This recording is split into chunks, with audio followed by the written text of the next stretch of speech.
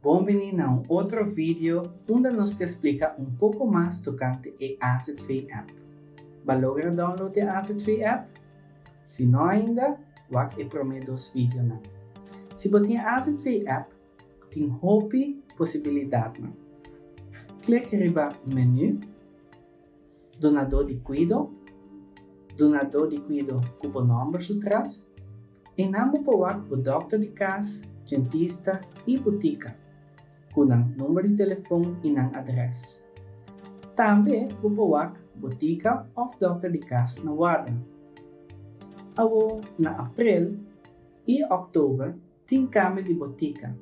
Agora, desde abril, você cambia de botica solamente via a AZV App. Como você sei? Por botar dentro do dunado de cuido, clique riba Cambia dunado de cuido.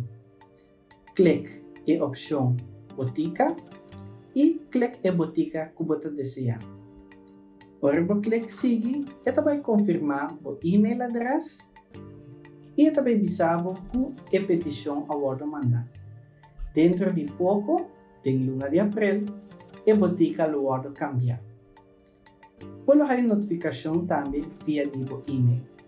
Essa aqui te conta também para dentista, porque se cambia de dentista, está em mesmo step. Que mais vou passar dentro da AZV App?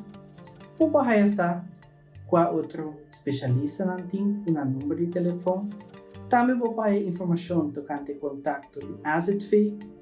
Pode añadir outra pessoa dentro da AZV App e menor de idade, ou maior que grande capa, ou outra pessoa.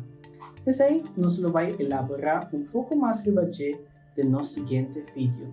Guarda para like e follow-nos no Facebook para mais.